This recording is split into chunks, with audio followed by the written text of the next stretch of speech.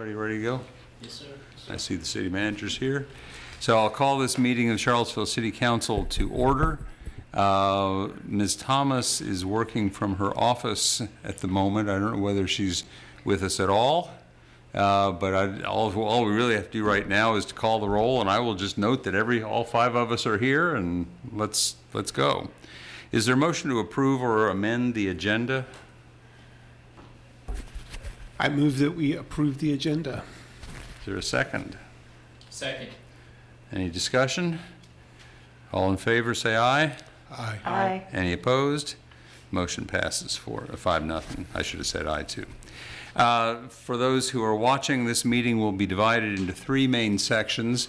The first section is a work session right now to hear and discuss presentations that do not require a council vote.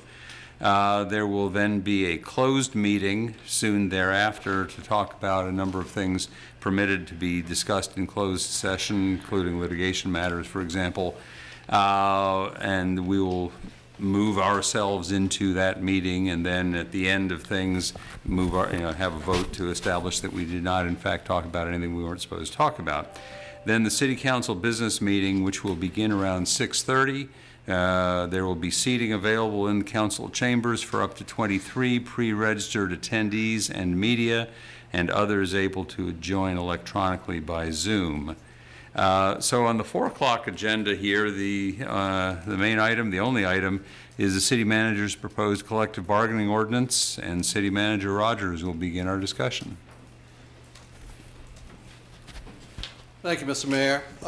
We decided we'd come visit you in the chamber for this presentation because this is a momentous occasion for rolling out something that the city has never done before in terms of collective bargaining.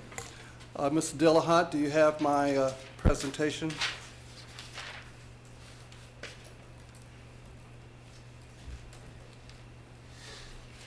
Mr. Dillahunt, you with us?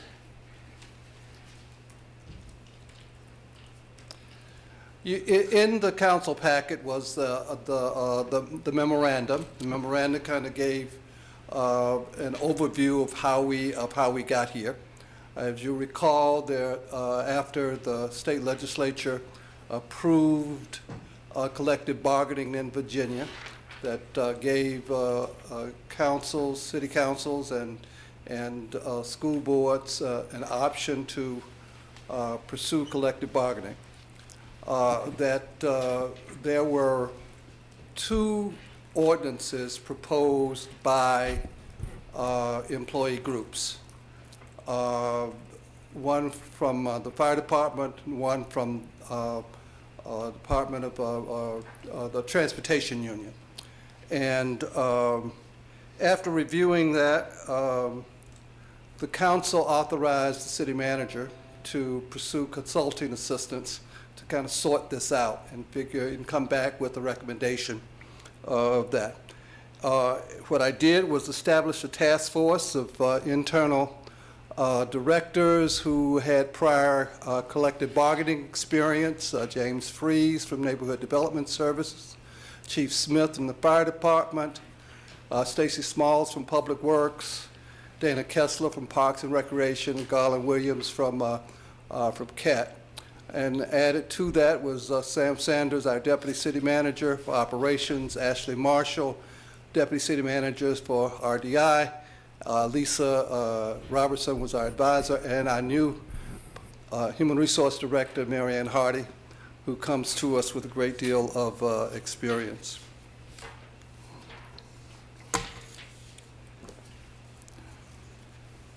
Council approved $685,000 to support the acquisition of the consulting support services. The manager issued an RFP for consultants with demonstrated experience in public sector collective bargaining. That was the main focus. There were only two respondents to the RFP. We selected Venable LLP. Venable is a Washington-based law firm with considerable labor relations experience and employment law, and particularly on the public sector side. And they've served a number of labor council to a number of local and state governments.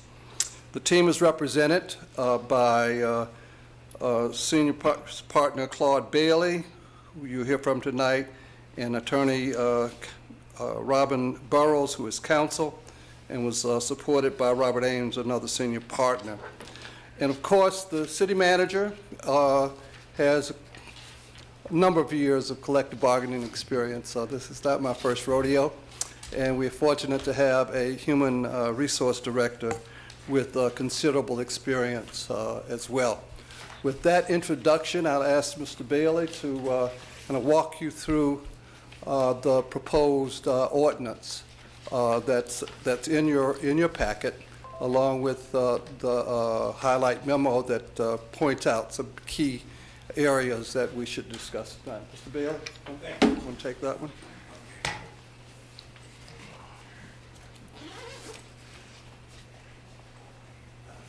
Mayor Schnook, members of the council, my name is Claude Bailey. I'm a partner in the Washington office of Venable, and I'm joined here today by my colleague Robin Burrows.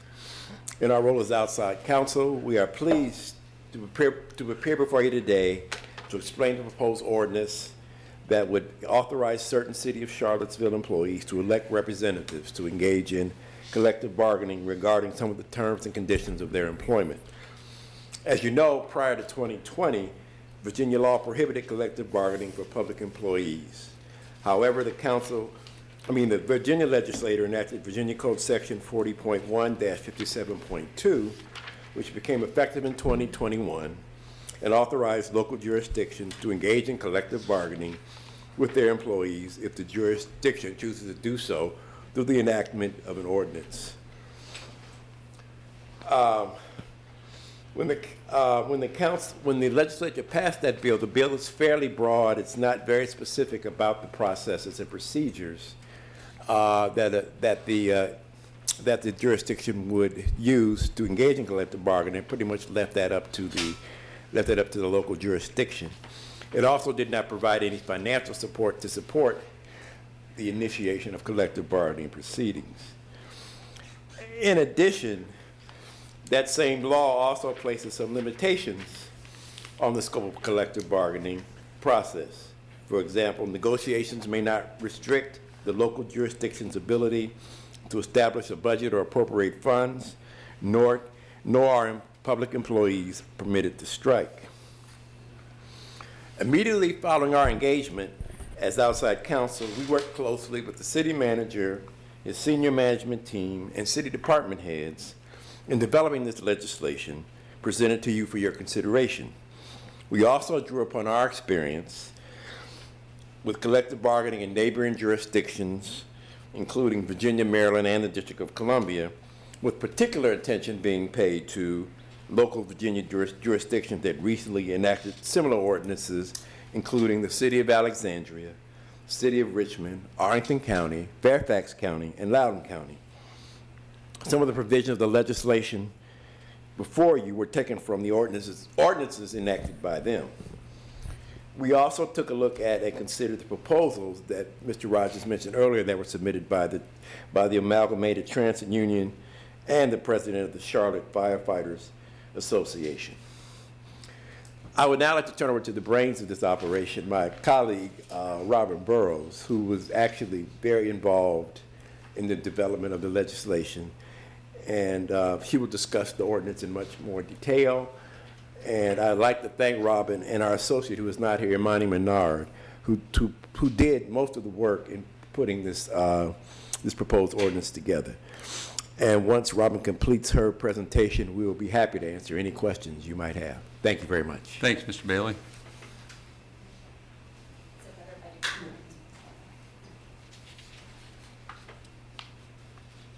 I don't know where the powers that be are that control the slides. I'll next slide them wherever they are, if that's okay.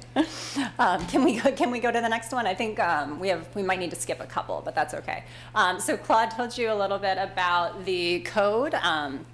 We are just calling out here for your notice some of the provisions in the Virginia Code that we are operating under, the code that actually authorizes the ordinance that we're putting before you today. as Mr. Bailey was saying, there's not a whole lot in there. It's a pretty lean piece of legislation at the state level. It just says that we have to provide procedures for certification and decertification of collective bargaining representatives, that you cannot restrict the city's authority to establish the budget or appropriate funds, and that employees aren't permitted to strike.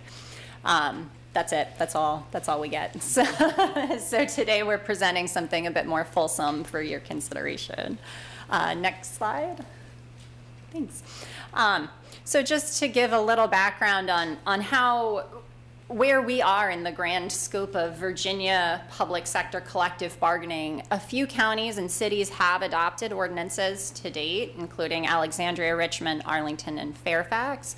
A few have also rejected the opportunity to have collective bargaining in their locality, including the city of Portsmouth, Radford, and Prince Edward County. There are a number of other jurisdictions that have proposals under consideration that haven't been acted on yet, so didn't list those for you. And I also didn't list the school boards, because school boards also can adopt their own collective bargaining ordinances. But for the purpose of our presentation today, we were looking mostly at these jurisdictions that have adopted ordinances so far. And I think it's important to keep in mind that there are those that have rejected collective bargaining after being offered the opportunity to have that proposed, which is something you could avail yourselves of in lieu of this ordinance, and that was in the memo as well. So next slide. We can skip this one because I think it was already covered. It's just about the development process, sorry, that Mr. Rogers and Mr. Bailey already talked about. So as we worked with the city manager and his wonderful team to develop this ordinance, we really came out with a couple of highlights that governed the provisions that we put in. The first is that Charlottesville is not Fairfax or Richmond or Alexandria for a number of different reasons. I'm sure you guys are much more attuned to that than I am. But it has its own unique workforce with special needs, and collective bargaining here has to represent those needs and this workforce, and might not be the same as what Fairfax or Loudoun County or another jurisdiction might adopt. The city manager in our discussions has, recognized the importance of the adoption of a collective bargaining ordinance, but also that it will be a big change for the city in administering something like this, and also for the employees as they kind of get their feet under them and bargain for the first time in the state of Virginia. For that reason, this ordinance takes a moderated approach to adopting collective bargaining. It's sort of a walk before you run model of how to set up a statute like this. And you'll see that, I think, in a number of ways as we walk through the specific provisions. This is really in recognition of the fact that this is a new process on both sides, for employees and for the local governments. No one has, even though there are some localities that have started enacting collective bargaining ordinances, there has not been a lot of collective bargaining in Virginia yet, because those ordinances are just getting off the ground. So this is still really new in the entire state. The ordinance that we're presenting today recognizes that, and the view that we've taken in its development is that it would be problematic to adopt wholesale what other jurisdictions, other states, or in the private sector have taken decades to develop. The kind of last point is again that the city manager's goal is to provide meaningful bargaining rights, but it's really a balance between that and exercising the decision-making capability that's necessary to provide services to employees in the city of Charlottesville, and to be a good steward of the city's tax dollars, because ultimately any dollar that we spend on this is a dollar that's coming out of a taxpayer's pocket. And we want to make sure that those are going to the best places among the many priorities that the city has. Next slide.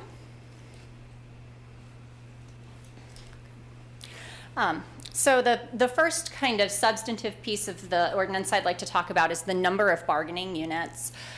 This ordinance would allow for 3 units one of police, sworn police officers in the Charlottesville Police Department. The second would be for sworn uniformed firefighters in the Charlottesville Fire Department. And the third is a transit union that would have a number of different positions, but it's basically the full-time and part-time maintenance and operations employees in CAT.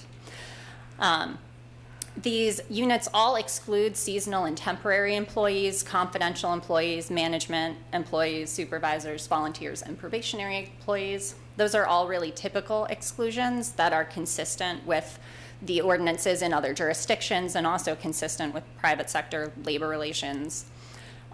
In particular, police and fire are often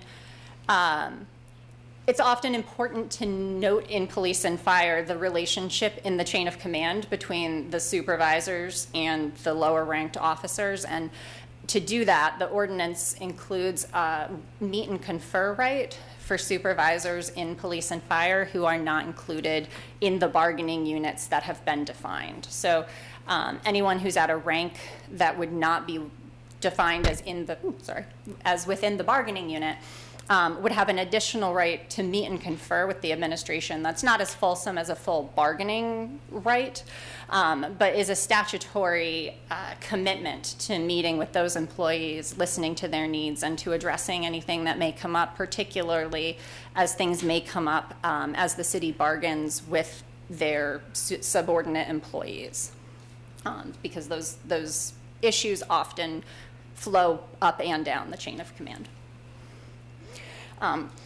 We started with these units for a couple different reasons. As Mr. Rogers mentioned, fire and transit have both been units that have expressed interest in organizing in the city. Police is also, like fire, a public safety unit, and like transit, a unit that is a group of employees that is having direct contact with the public on the front lines kind of every day. It seemed like these would be three good places to start, and a place where providing collective bargaining would have a really immediate role and benefit.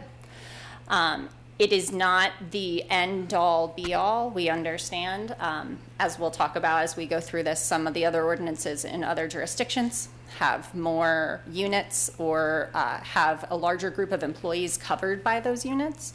And that's not the route that this ordinance takes. Again, kind of a walk before you run sort of system in this one. The thought here allows the city to set up its collective bargaining program and start negotiating really meaningful first contracts with 3 unions, assuming that they all do seek to be certified. And to focus on making sure that those contracts get up and running, and that the personnel and the system necessary for collective bargaining get up and running in the city right off the bat. First contracts are very time consuming to negotiate, both from the employee side and also from an administrative side. In the private sector, first contracts can take over a year. The average first contracts take more than a year to negotiate. So it's very personnel and time heavy. And so rather than certifying 8 unions and negotiating 8 first contracts in the very first year of an ordinance like this, we've tried to focus our attention on the place where we could do some meaningful collective bargaining very early. Sorry, I'm checking my notes to make sure I hadn't missed something for you. Next slide. The ordinance would sets out provisions for a labor relations administrator. As we said before, the Virginia authorizing statute provides kind of a few do's and don'ts. It doesn't really provide a lot of prescription about how this is supposed to be administered. Other states, when they set out collective bargaining in the public sector, will sometimes set up what's called a public employee labor relations board, or a personnel board, or a PERB, which administers and manages a lot of the logistics of getting a collective bargaining program up and running. Virginia did not do that here, so the labor relations administrator is a position that seeks to fill the gap left by that Virginia enabling legislation. Again, this is an approach that's taken by a lot of other Virginia localities. I think every other statute that's been enacted has an LRA or a labor relations administrator of some kind, because somebody needs to be the person or body who's going to run elections and otherwise kind of mete out the neutral administrative nitty-gritty that comes with having a collective bargaining program. Under this ordinance, the administrator would be a contract position that would serve for a 4-year term that could be renewed if the relevant parties like that labor relations administrator, they could keep bringing that same person back. The labor relations administrator would be selected by the city manager from a panel of candidates that's prepared by a joint committee. The committee would have an equal number of union and management representatives, either from a certified union if there is one, or from a prospective union to the extent that there are any, as the statute is getting itself up and running. It would also provide for termination of the administrator by a joint agreement of the unions that are certified and the city manager if for some reason they think that person isn't doing a great job. And the administrator would serve as needed. There would be funding necessary to pay for the administrator and their services. In the early stages of the ordinance, I would anticipate the administrator is mostly overseeing elections and overseeing certification proceedings. So that would be their first kind of series of jobs for any units that would like to be certified. Later on, the labor relations administrator also has a role in assisting with labor management disputes after collective bargaining agreements have been negotiated, and with some other sort of decertification if a group of employees wants to decertify their union and not be unionized anymore. The labor relations administrator would also run that proceeding. Next slide. Thank you. So as far as unit certification and decertification, I think that you'll find this is really typical of both the public sector and the private sector and other jurisdictions in Virginia.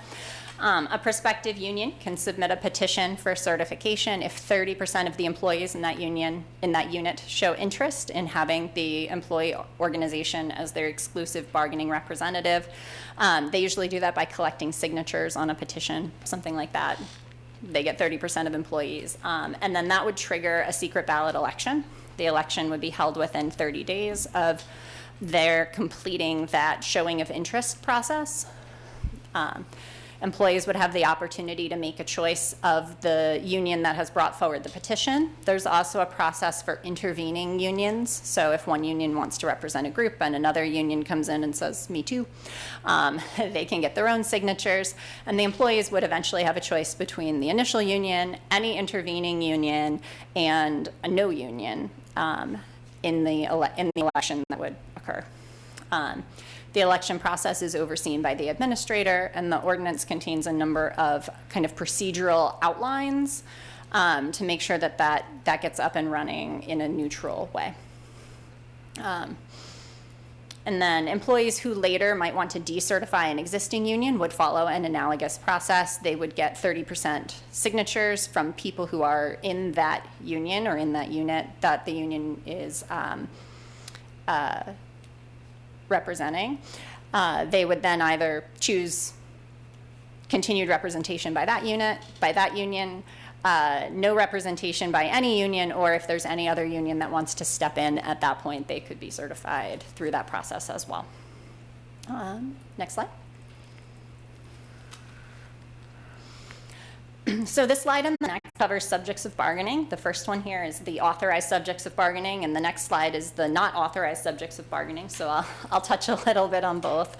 The authorized subjects include wages, salary, any monetary compensation, working conditions, which includes hours of work. There are other things that are carved out as rights, management rights that are reserved to the city. I'll talk a little bit more about those on the next slide. And the last is the non-health and welfare benefits, like leave and holidays. So the ordinance that the city manager is presenting extends bargaining in really what are the three main areas of labor relations: wages, hours, and terms and conditions of employment. While I'll talk in a minute about the restrictions, I want to point out that not every proposed ordinance in the state of Virginia extends all three of these areas, wages, hours, and terms and conditions. There are some proposed ordinances that have only extended the opportunity to bargain on wages and hours and have excluded terms and conditions of employment. Because you guys have the choice, you as the council have the choice to enact this ordinance, another ordinance, or no ordinance at all, it really leaves a wide range of ground that you can cover as far as what can be authorized for employees to bargain over. So if you choose no ordinance, the answer is nothing. If you choose this ordinance, I'll talk about kind of what we envision as being appropriate subjects of bargaining. But anything that's really on this list is more than what is currently happening and more than what could potentially happen if the council adopts no ordinance at all.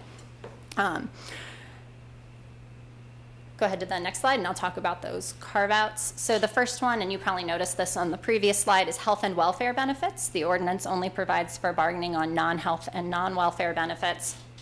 So the things that would be excluded here would be health insurance, dental insurance, and retirement programs, other things that are really governed by plan documents and negotiated by the city through providers, usually. These sorts of things are really benefit from being economies of scale. You know, Charlottesville is not as big as Fairfax or Loudoun, and the benefit plans that the city has are made better by being able to negotiate for a larger group of employees. As soon as employees start negotiating and carve out from the health or the welfare benefit program, it puts at risk the ability to maintain the same level of benefit at the same cost for all employees. So once you start pulling people out of that group, you're not able to negotiate at terms that are as beneficial. So that's one reason that those benefits are not subject to bargaining. The next one is a group of things that I kind of put under the heading of core personnel rules and decisions. Section 5.01 of the Charlottesville Charter gives the city manager the full executive and administrative authority, and that includes the right to employ and discharge all employees under his control. So consistent with the charter and with kind of general labor relations principles, we need to preserve the ability of the city manager to direct and control the workforce in order to provide the city services that are important to its residents and to the employees. So things that are not subject to bargaining would be who is hired, who is terminated, who gets promoted, a subset of things around layoffs in the event that there's a budgetary need for a budgetary layoff, what jobs exist and the qualifications for those jobs, and other kinds of rules and decisions that are necessary to direct the workforce. The third item here is budget matters. That is per the Virginia enabling legislation. We're not able to give that away. And I'll note that any of the things that are not subject to bargaining, anything excluded by the ordinance, is just not subject to bargaining, but it can still be discussed between the union and the city, or the city and an employee or another group of employees. It might not be subject to collective bargaining under the terms of the ordinance, but to the extent that, you know, the city and the employees have a mutual goal, they can always work together toward that goal. It's not closing the door on these discussions. It's just not bringing it under the umbrella of this ordinance and requiring collective bargaining on it, which is where it currently is. Those decisions now are with the city manager or the city council. So it's just not changing who would be making those decisions. Next slide. So for dispute resolution, there are a number of different disputes that could arise in labor relations context. The labor relations administrator will handle some of those that I talked about earlier. The parties can also negotiate procedures for certain disputes once a union is certified. That could be a topic for negotiation. The specific dispute that I'm going to talk about on this slide is is called impasse, which is when the city and a union can't agree on the terms of a collective bargaining agreement. So they've been negotiating, and for some reason, they just can't come to an agreement on what the CBA or what the agreement is going to say.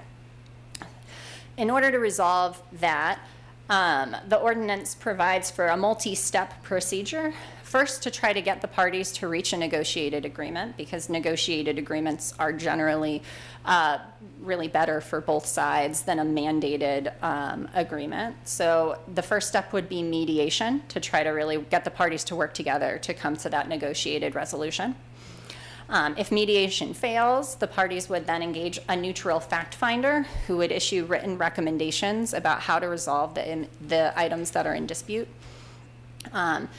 Those recommendations would go to both parties, and the city manager would consider them before submitting his budget to you, the city council. And the city council would retain the ultimate legislative discretion on any of those proposals. So anything that costs money that comes to you in the budget, you can either adopt or decline.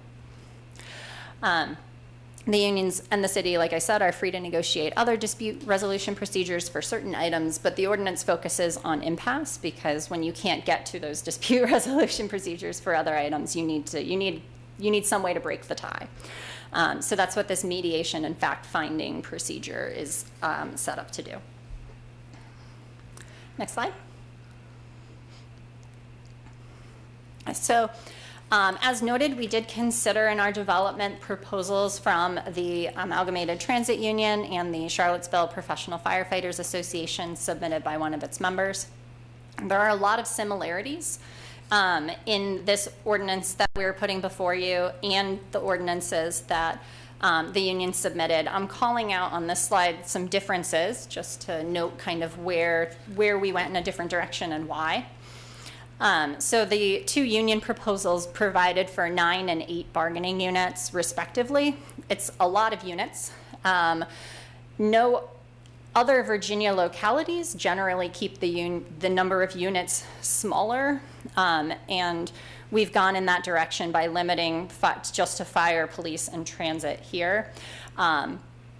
Some of the other Virginia localities keep the number of units small by putting a much larger grouping of employees within one unit. So some, for example, have fire, police, and everyone else in another unit. We're going a different direction with that by starting with just police, fire, and transit.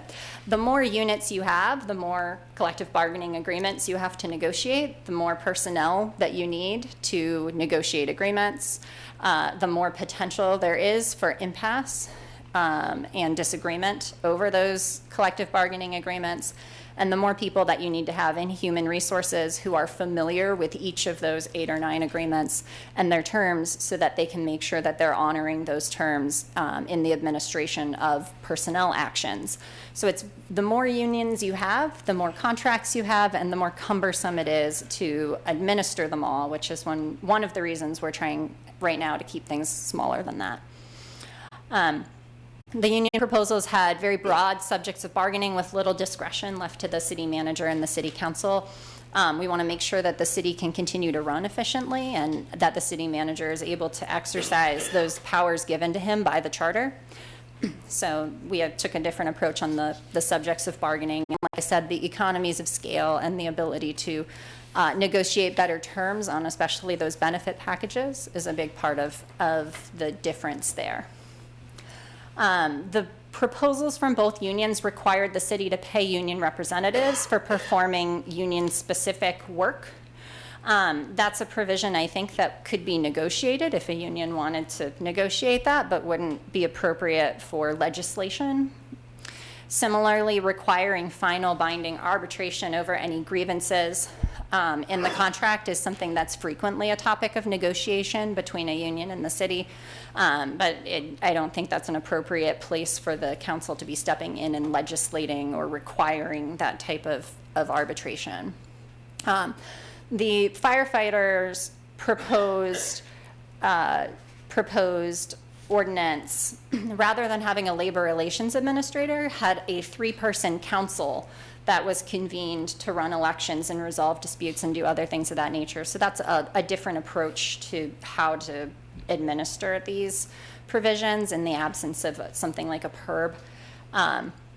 Other Virginia localities have gone with the one-person approach rather than creating a council. The council, 3 people is more cumbersome than, more expensive than 1. So I think we're in line with other jurisdictions by recommending 1 labor relations administrator here. And then the impasse procedure from that the unions provided in their prospective ordinances was a little bit different. It required final binding arbitration over negotiation impasse.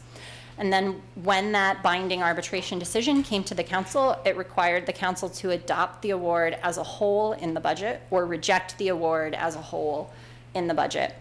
I think that that's a challenging way to resolve a dispute, because if there's something that the council does not like in the arbitrator's award, you're left with an all or nothing approach.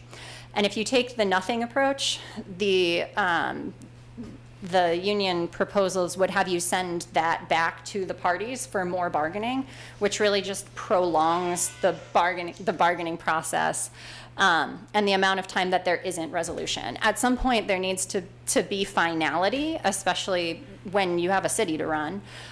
So we've taken an approach that gets to that finality, I think, a little quicker and maintains more of the authority of the council for rejecting or accepting those items that the parties either negotiate or that come out of the fact-finding procedure.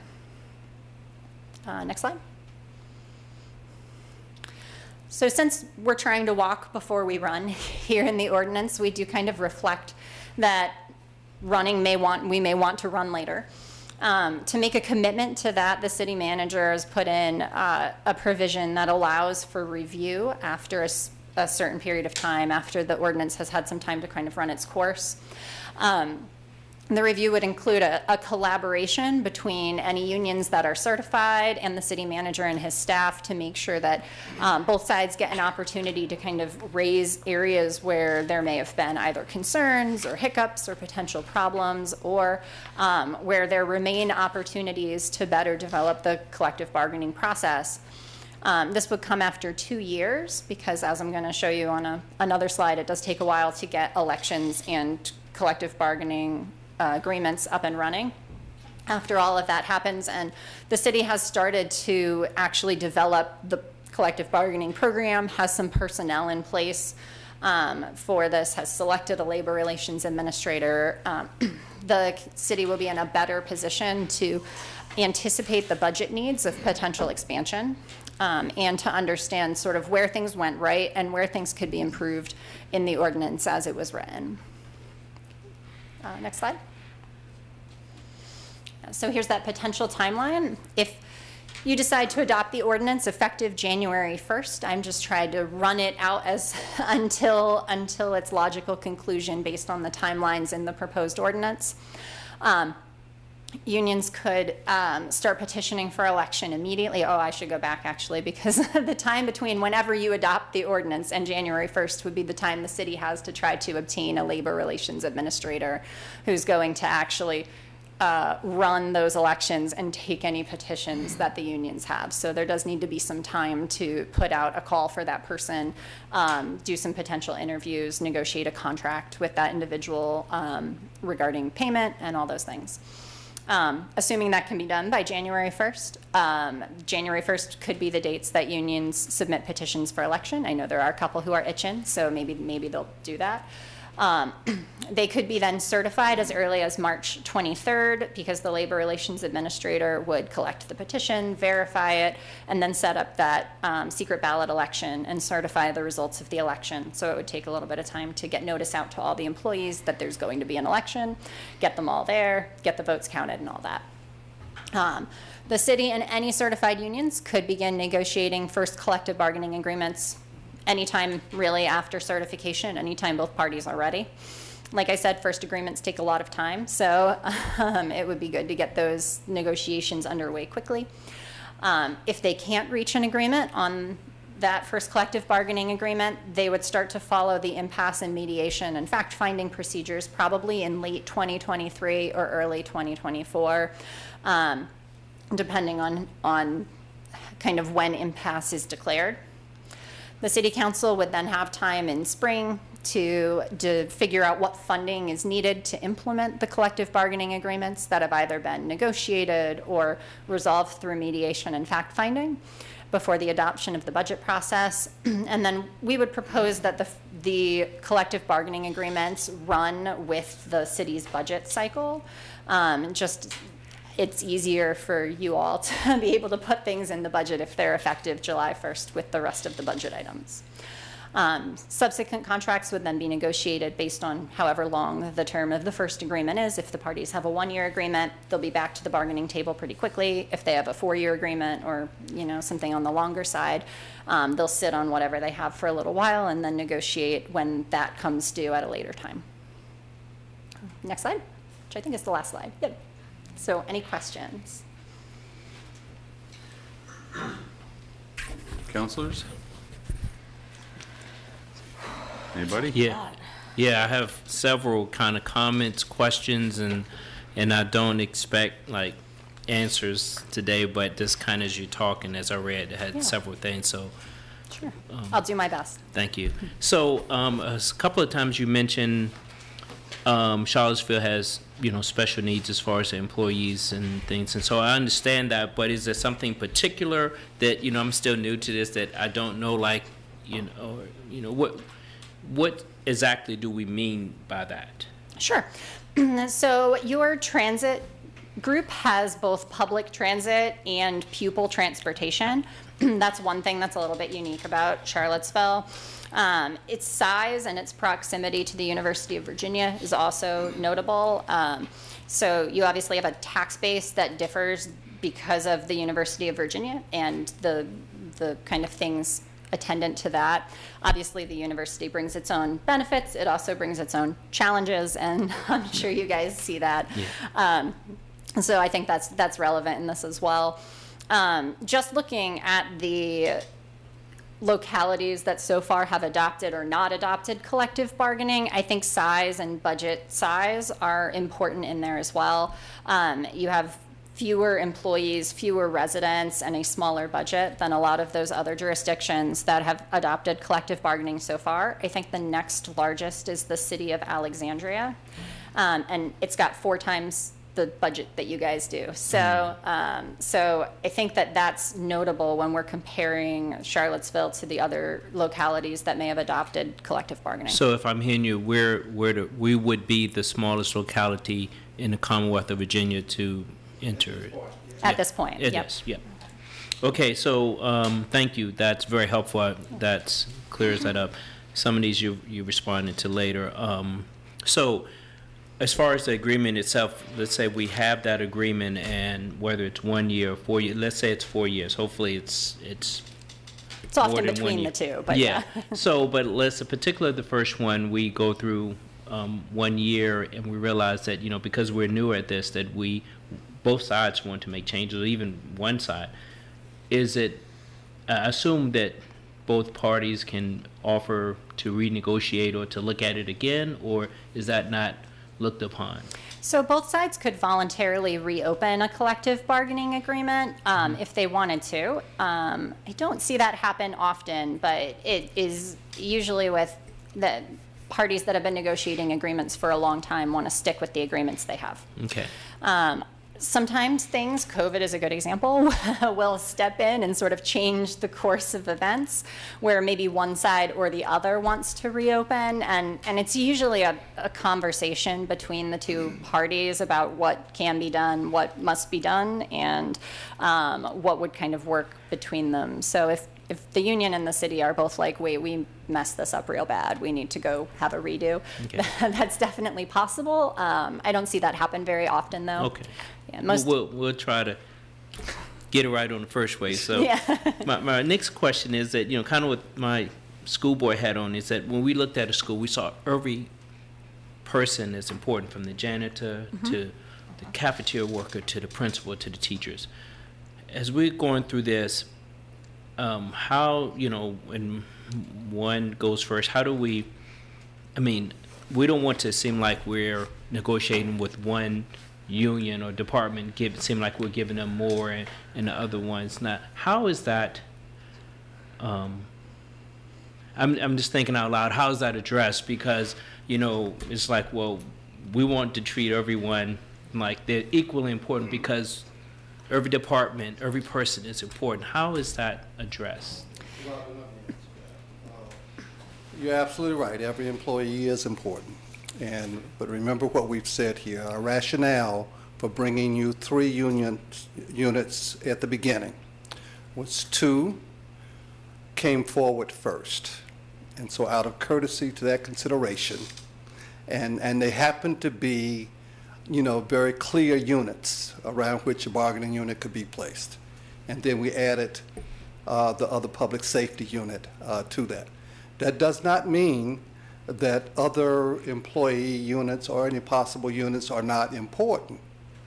What we have said is we want to start slow within our capacity to handle this first round and do it right. And Mr. Rogers, I understand that what I'm getting at is that, let's say we support these 3 or whatever, and next year someone else comes to us and we've given these 3 A, B, and C, and this next group say, well, we want to give you A and B.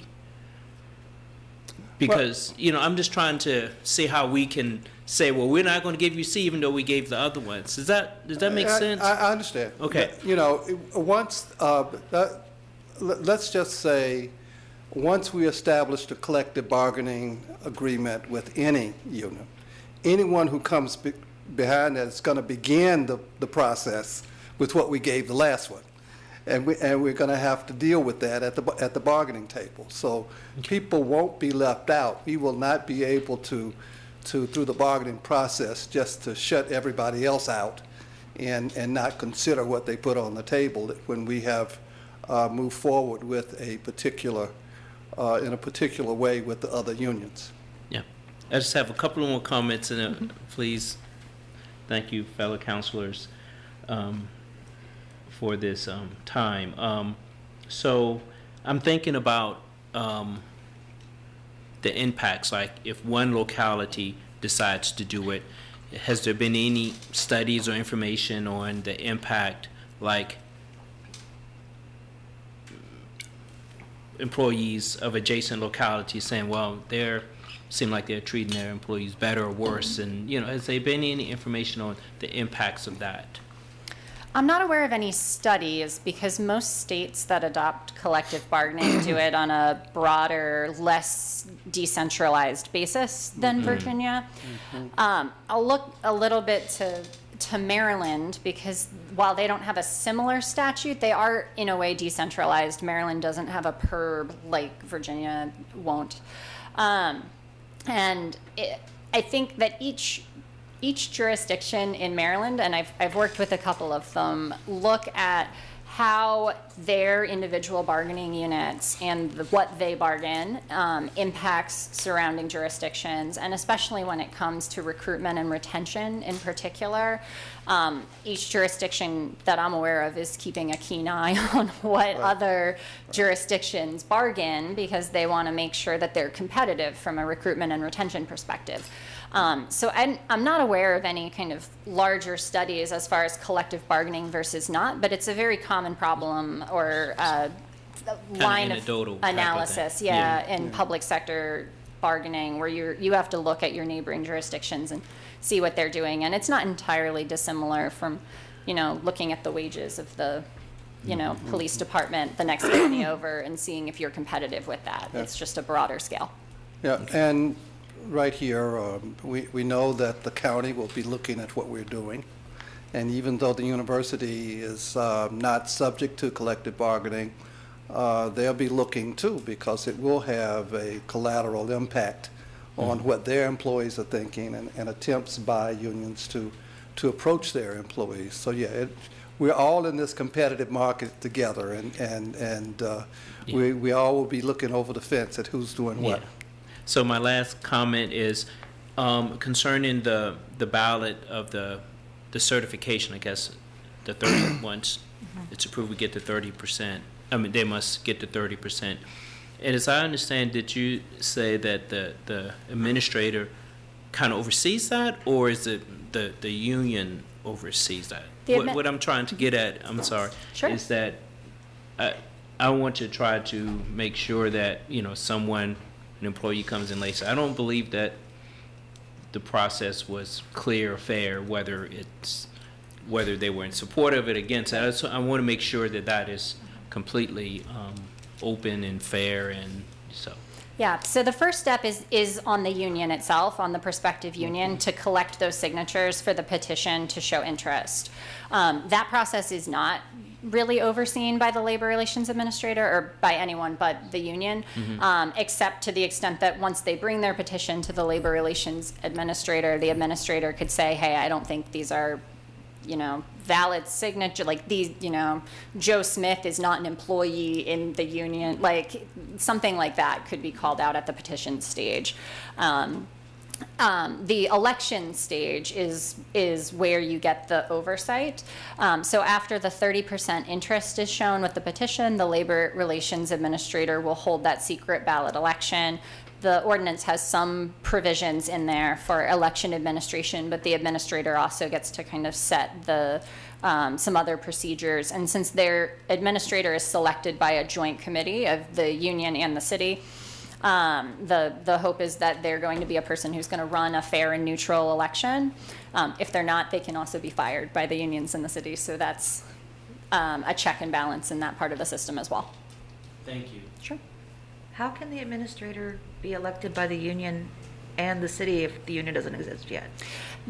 Any proposed, so at this point, the ATU and the firefighters organization have already stepped forward and shown interest, so they would have a seat at the table in that conversation because they've kind of got the ball rolling.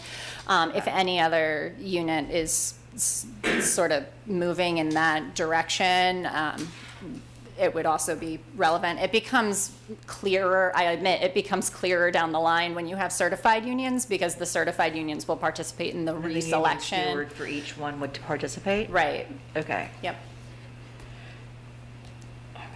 And would that be what happens is, would a union steward from each union participate? It would depend on who the union would select. The union would get to pick their representative. Okay, and all the unions would make? Any- What I'm asking is, if, let's say down the road, we have 8 unions, does that mean there's 8 representatives at the table? Yes. Yes. Okay, that's not necessarily a bad thing, I'm just saying that could be a very clunky thing. It can be, yes. That is part of the reason we're trying to limit ourselves at the outset. There would also be an equal number of representatives from the city. So it would be like, we could potentially have 16 It could people be 16 people. trying to hire an arbitrator. Right. Yes. Imagine that. Yeah, I don't understand that last piece. Could you explain it to me again? So if we have 3 unions, you're saying that the 3 of them together would sit down with us? Generally, they would select a representative. So in other Virginia localities, they've either selected like the president of the employee organization, because even though Virginia has not allowed for collective bargaining in the sense that we're talking about today, there are certainly employee organizations that in other states act as collective bargaining representatives that exist in Virginia. And I think that's how you got proposals from ATU and from the firefighters, because there are fraternal organizations or employee organizations that already kind of exist out there. In other jurisdictions, those organizations, even before they were certified, have sent a representative, either the president of that organization or someone on the leadership committee, whoever they decide through whatever their processes are.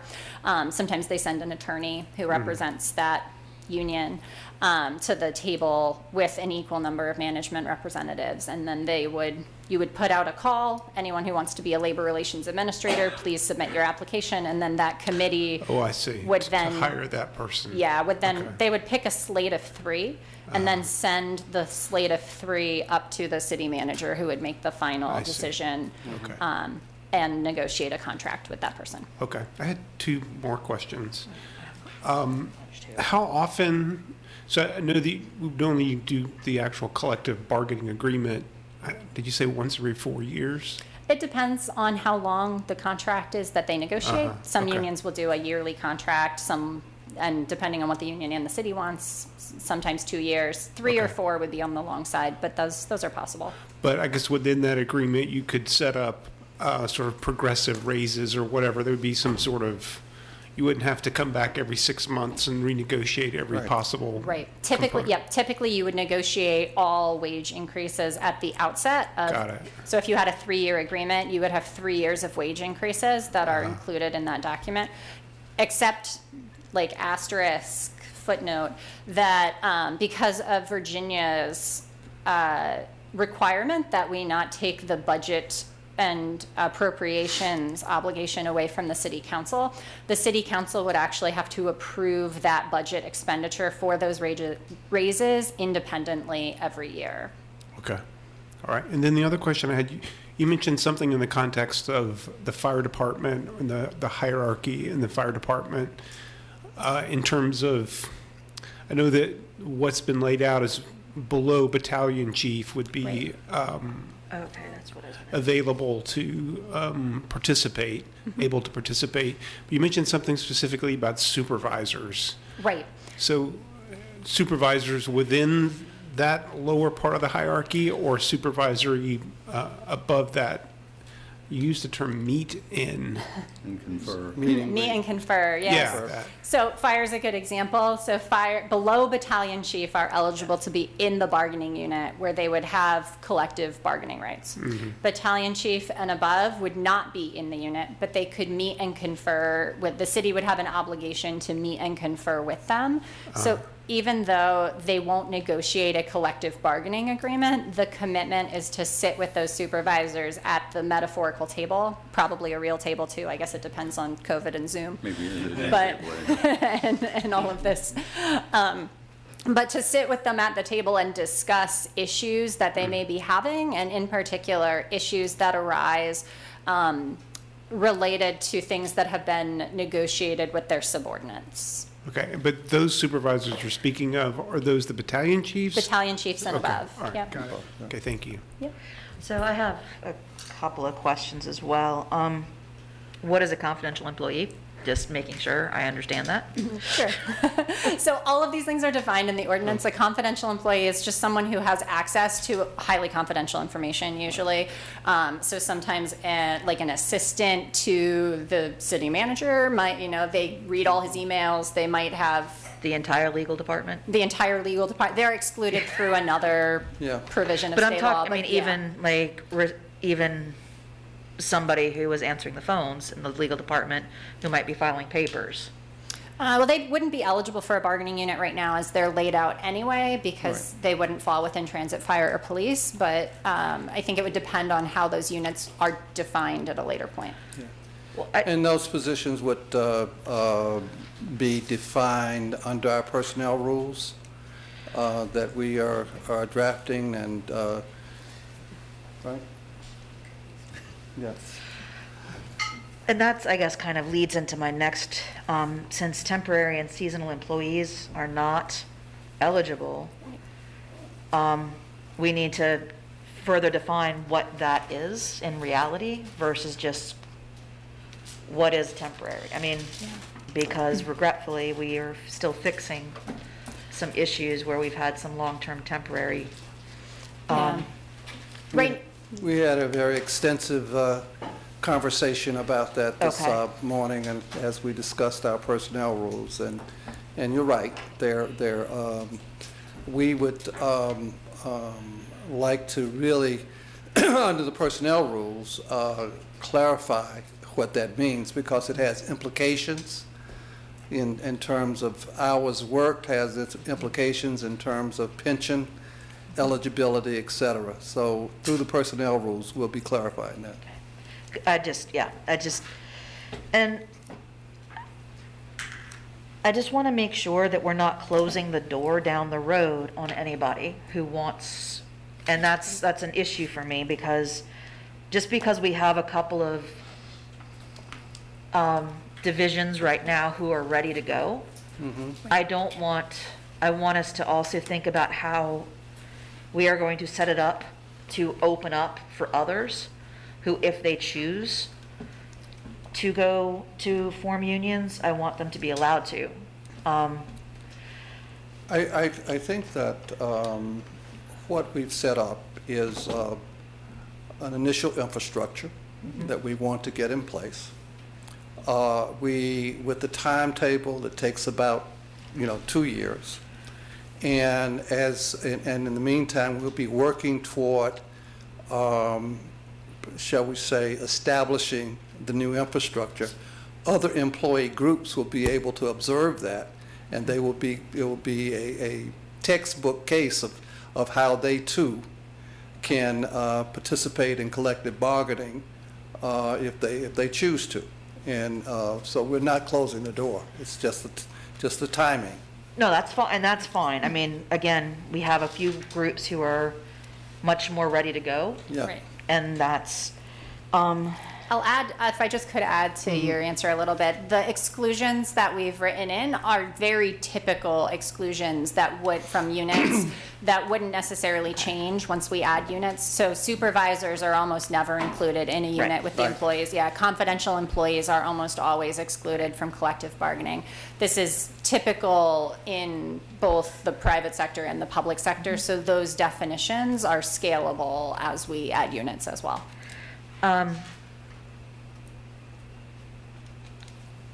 if there was, I know disciplinary, currently, we are saying disciplinary action is being removed from bargaining. Would that allow, though, still, if somebody wanted their union representative to be there with them for something, that they could? They'll be set forth in the collective bargaining agreement. Okay. It is management's right to discipline. It is the union's obligation usually to, if they think it's wrong, to follow the appropriate grievance process, in the interest of the employee. Okay. And that grievance process will be in sync, in the collective bargaining agreement and in sync with our personnel rules. Okay?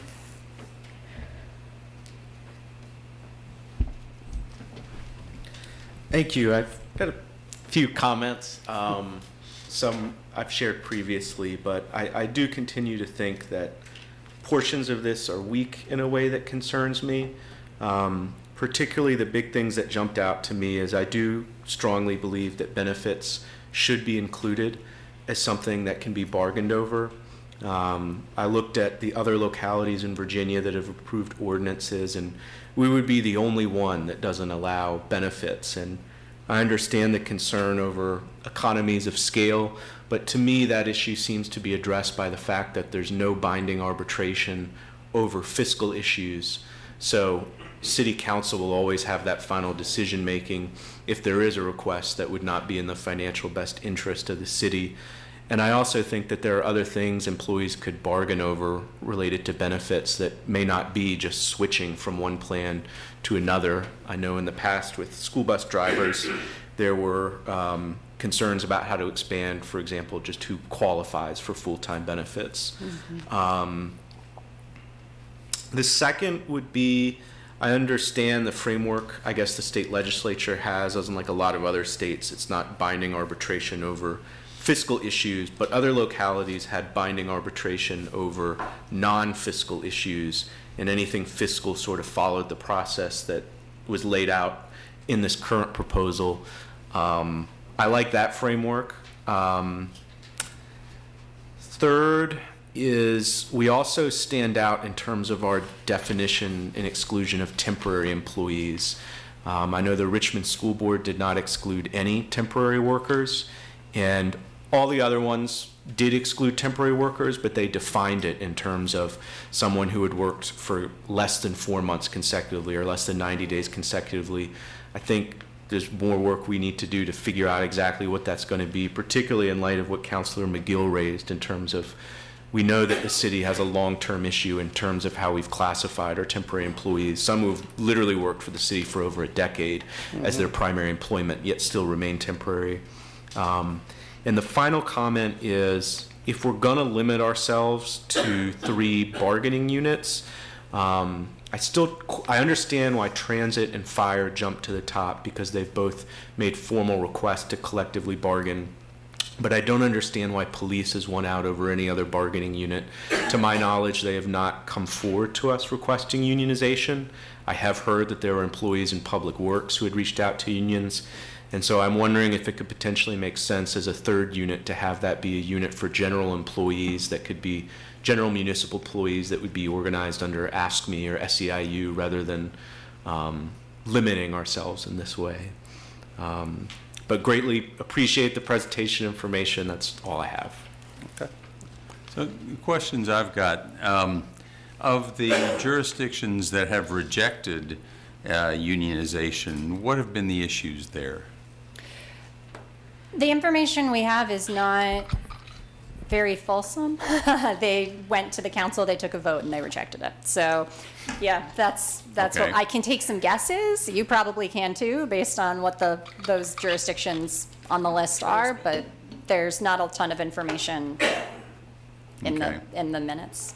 I gather if we pass this particular ordinance and we wanted to add a fourth union, that would require an amendment to the ordinance. It would.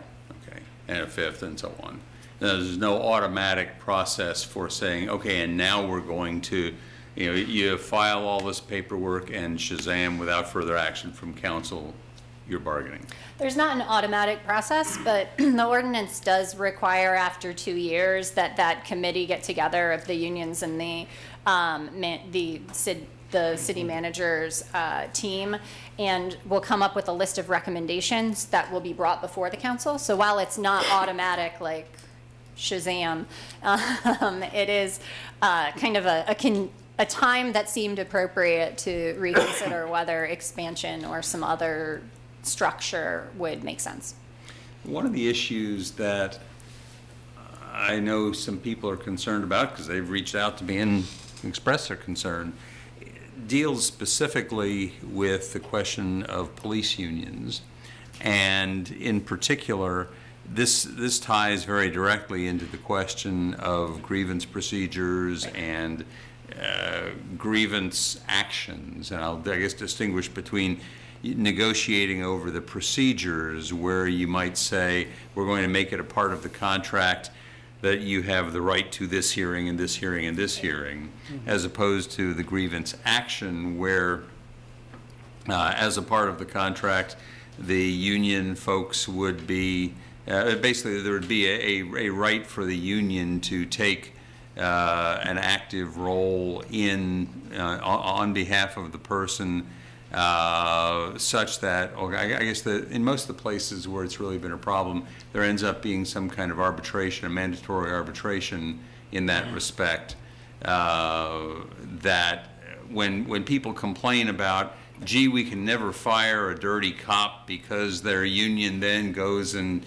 gets them reinstated. Is that basically because there's some sort of mandatory arbitration provision in there, or what's going on there? There's a lot of questions in there. I'll I know do my there best. is. Fire away. Sure. So to start with, this ordinance, it doesn't overstep anything set out in state law that provides rights to public safety employees. So for example, I'm going to call it the Firefighters Bill of Rights, but its kind of colloquial name. It has another name under the legislation, but sets out a set of procedures that must be accorded to firefighters when they are undergoing discipline, and this ordinance doesn't and can't, as a local ordinance, overstep any of those procedures set out in state law. So that's kind of the first part. For police specifically, there's a whole lot of stuff going on right now around citizen review and oversight boards. And this ordinance carves out that as an area where there wouldn't be able to be bargaining that would reduce the authority of those boards. So that's a particular place specific to police that is carved out of the ordinance because it is a concern, and because it's something that's coming from the state, and there are procedures and rights under those grievance provisions that are separate from things that can be negotiated. As a general matter, I agree that there's news coverage and other things like that about how hard it is to fire dirty cops because of the union. I think that it depends on the procedures that are negotiated for discipline between the union and the city, and that's a place where we've spent a lot of time talking about what that can look like. It is ultimately important to us that the city manager maintain the prerogative to terminate employees. That's something that's granted to him under the charter. And I think it's something that's appropriately the city's responsibility. I think that there's likely to be proposals regarding discipline that a potential police union could bring forward, and we'd need to look at those and in bargaining determine whether they're bargainable under the ordinance, and also determine whether they're appropriate under the particular circumstances of the Charlottesville Police Department. But it really is all a matter of what gets bargained for. And I think that this ordinance tries to maintain a lot of that discretion with the city manager for exactly the reasons that you're alluding to, that ultimately it shouldn't be the unions who are deciding who gets to work. It should be the city who gets to decide who's hired, who's fired, and who's on the streets as in a position as important as police. So I will confess that because until just very recently, it hasn't been relevant to anything I've been doing. I haven't paid a lot of attention, but it seems, my guess is that most of the situations where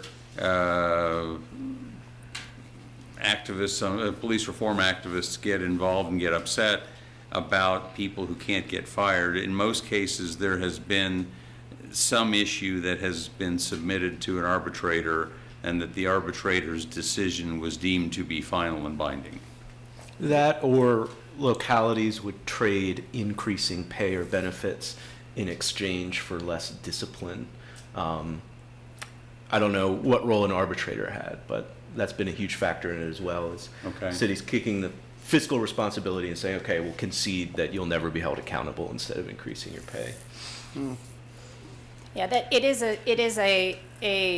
is one of the reasons that final and binding arbitration was not our preferred method of dispute resolution, although for grievances and things like that could always be negotiated by the parties within the confines of the collective bargaining agreement. Mm-hmm. But it is true that if you submit to final and binding arbitration, it is final and it is binding. And that is extra true in Virginia because in some places you can submit a final binding arbitration award to a court for judicial review to make sure that it aligns with the law, and Virginia's Arbitration Act does not allow for that. In Virginia, if you have a final binding arbitration decision that you want judicial review of, the court will only really look to determine whether there was an arbitration agreement and whether the arbitrator acted in the scope of it. Mm-hmm. A court in Virginia will not overturn a final and binding arbitration award for manifest disregard of the law or for an arbitrary and capricious decision-making process. It basically has to be fraud, like we bought the decision for a court to overturn it. Right. It's very, very difficult to overturn final binding and arbitration in the court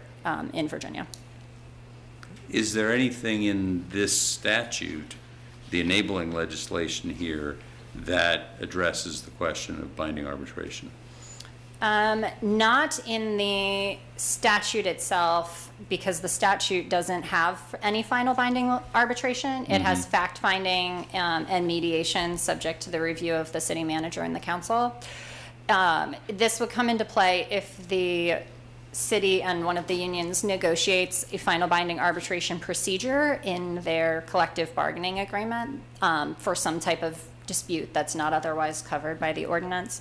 The ordinance wouldn't touch that. That would be up to the parties to negotiate. But it's accurate that Fairfax, Loudoun, and Arlington included binding arbitration for non-fiscal matters, correct? I can look up their ordinances if you like, but that sounds correct. I don't have them in front of me, but I think that sounds correct. I think that could suffer from the problem I just mentioned of non-reviewability. Mm-hmm. And they excluded, I think, like us, well, they have benefits as well, but salary, benefits, and working condition, but that would not encompass disciplinary procedures, correct?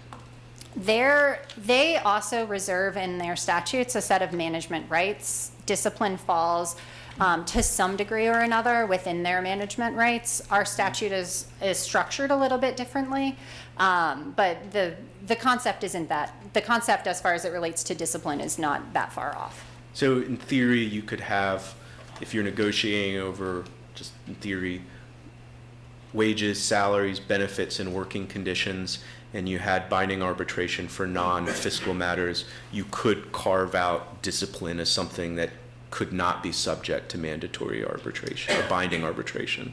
Well, to the extent you guys are writing the ordinance, you can write whatever you want. So that's Right, but in yeah. theory, you could craft In theory, an you ordinance could do that that. accomplishes that. I think it becomes difficult to negotiate those boundaries, though, as you get through, because the first thing you mentioned about whether it's a fiscal or non-fiscal matter, I think is a really illusory and difficult question to answer, because really everything has a cost. Like, you know, if you negotiate a grievance procedure, there's no immediate expenditure related to that, but there will be an expenditure down the line as you have to hire personnel to handle grievances, as you have to pay arbitrators for different arbitrations that they do. So while a lot of things that seem non-fiscal at the outset can often have fiscal implications, so I think that that's a really difficult line to walk. But you could start carving out from binding arbitration certain matters, but that line drawing problem will occur with each matter you carve out. The parties, as they sit down at the negotiation table, will be asking each other, like, is this subject to binding arbitration or not? Or like, is this actually fiscal or is this actually discipline? And it could create a lot of unresolved areas around those carve-outs. Do you know, one of the issues that has been raised already is the question of Charlottesville's, the suggested exclusion of the health and welfare benefits. Of the jurisdictions that have approved the collective bargaining agreement, have those 5 all included the health and welfare benefits as negotiable? I believe they are. Correct me if I'm misthinking, but like I said, those jurisdictions are all significantly larger. Sure. Yeah. And are they also all jurisdictions that are tied into the Virginia retirement system? It's a good question. Do you know that one? I think so. So Charlottesville is not. Right. Right. I don't know whether that makes a difference or not. I mean, it is a difference. Whether it's a difference that's important is another issue. Do you know whether those other 5 jurisdictions are jurisdictions that have basically, I mean, are any of them self-insured for those benefits? Do you know? As Charlottesville is for health benefits in particular. I don't know that. I think I'd have to look into that and We'll get answer. back to you on that. Okay. What would be the alternative from being self-insured? You have a contract with Aetna or Blue Cross or somebody to provide health benefits? Is that not what we have? No. You know, we have a benefits administrator, Okay. you know, and we pay, you know, they set up the service and they pay the bills, we pay them. Okay. And we pay them to administer Sure. it. So as far as an employee goes, they may still think they're dealing with, I don't even know who the Aetna. administrator is, Aetna? Yeah. But in fact, the money is coming, the payout is coming from the city. Ah, I see. Instead of us paying a premium to insure the worker, Okay. we are funding the payout. Okay. It also makes a difference in the pool of risk that you have. If you're self-insured, the pool of potential risk you take on is the basically the group of employees that you are insuring. If you're not, they can carve up the risk differently to create larger groupings and diversify the risk of a potentially large claim. Got it. And So as it well- relates to how it's all funded and paid out. Okay. I note a quick confab here with our HR director. Are we getting into perilous territory here? Excuse me? Just wondering whether we're getting into perilous territory with our HR director. Well, you know, that's why I think we're okay. Okay. We will get back with a very clear statement on the other jurisdictions and whether they're self-insured or not, and whether they are in the Virginia retirement system. I think, you know, all that makes a difference. And let me remind you that we cut it where we did because of our capacity. We looked at the other jurisdictions. They're all much bigger than we are, have far more resources than we have here. And therefore, being able to do benefits by bargaining unit will have less of an impact on them. And even with that, they have so many employees. I think Fairfax has 12,000 employees. That it's still a much larger bargaining unit than would exist here, and so they would still have some economies of scale, you know, that would get them certain discounts. Yeah. So I'm asking you not to overlook that, you know, Sure. seriously consider What's that. the biggest driver of capacity? Wouldn't that be, is it number of bargaining units? It's bargaining units and the time. It takes a lot of time to negotiate contracts. It's both for the management staff, for my human resource director and the labor relations person that we hire, and those in the agencies, the management in the agencies at the table, and the employees who are away from their jobs, you know, during this bargaining process. So, and if you can imagine, you know, if we had or those 8 unions that we were bargaining with, you know, there's a sequencing of that, and just having the staff to be able to address, you know, all of those meetings. And so we are asking, go slow, let's get it right, let's do it right, and then bring the rest of the groups along. Right. Well, I suppose, at least to me, it sounds like the most consequential decision there is just the number of bargaining units. Do you think the size of a bargaining unit, does that impact the difficulty of negotiating a contract? Well, no, not specifically. It depends. I think when you have a bargaining unit like, you know, police and fire and transportation, they're all the same. But when you have a general employee unit where you have trades people and planners and clerical people and other policy people that might be included, that's a larger union, and that's more difficult to administer because not all of the interests are aligned similarly. So.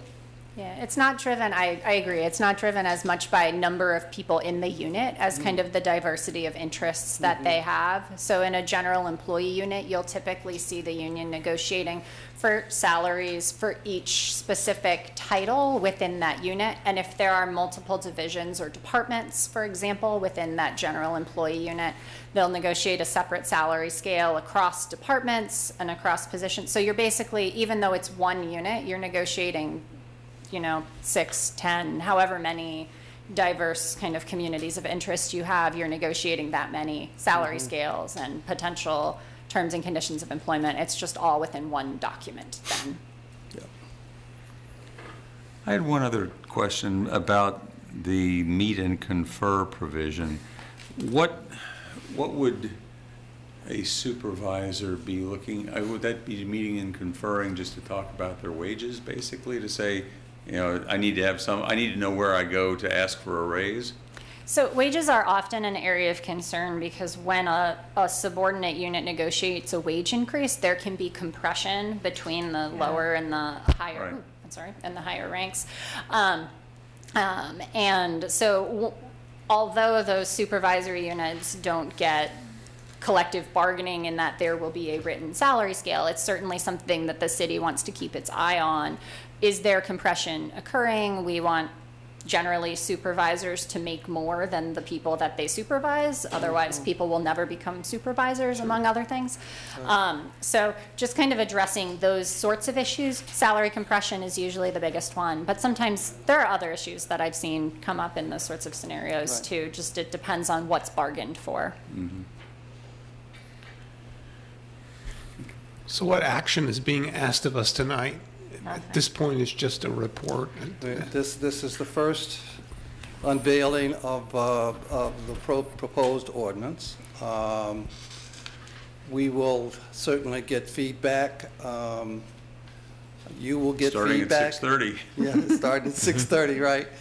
And there will also be on the next council meeting, a public hearing.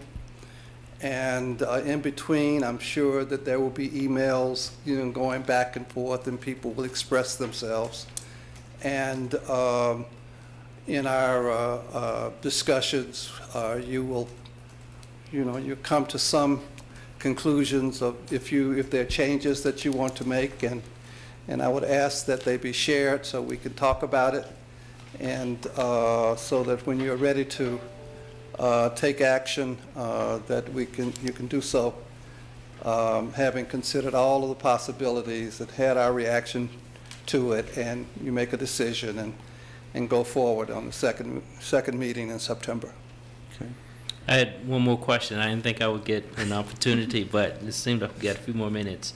Go ahead. And that was one of the comments that you had when you had the two columns up, is that I think that if I understand it, the union they were requesting that we pay the union dues or no? Union representative? Yes, Union yes, representative. Yes. What I wasn't exactly sure what was meant by that. So I've experienced that in the past where there's a full-time steward, that's selected by the union, whose job it is to walk around, talk to the employees, go to grievance meetings with employees, to collect their concerns and bring them to management.